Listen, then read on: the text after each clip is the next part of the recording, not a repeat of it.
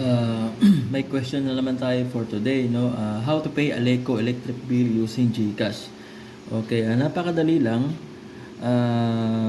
Unang-una, open nyo lang yung GCash account nyo.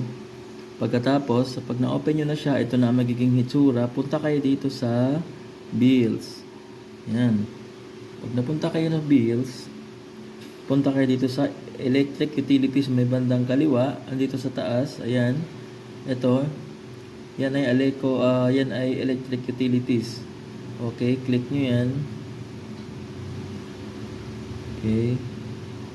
Pagkatapos, ayan, lalabas na lahat ng mga electric bills. Ayan. Swerte itong Aleco, kaya A siya, nauna siya dito, no? So, meron ding isang paraan para para makita mo agad yung Aleco. Kung halimbawa wala yan dyan, i-search nyo lang dito sa taas. Search nyo Aleco. Yan, lalabas siya, no? So, ngayon, i-click nyo lang. Click nyo lang siya. Yun dito, sa section na to, makita nyo yung details na kailangan yung i-fill out para makabayad ka sa Aleco, no? Una ito, halimbawa, ang bill nyo ay 2,500. Okay? So, nakalagay dito ay SOA type. Okay?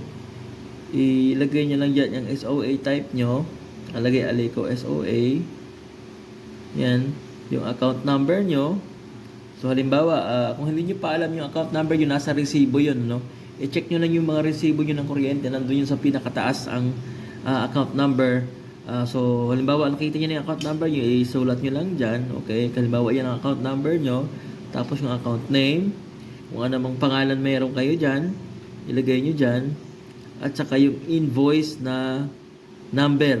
Okay? Sulat nyo din yung invoice number dyan. Pagka natapos yung i-fill out dyan, ito pa yung bill at saka year, yung bill month, yung delivery date, at saka bill amount. Okay? Kaya itong optional na itong email. Basta importante itong mga section na to na hinihingi ni Aleco. Yung mga account number, account name, invoice number, bill year, bill month, delivery date, bill amount, kailangan yung i-fill out yan. Okay, so ito para sa akin, hindi naman na kailangan to, kaya uncheck na natin itong protect your bills now, thank us later.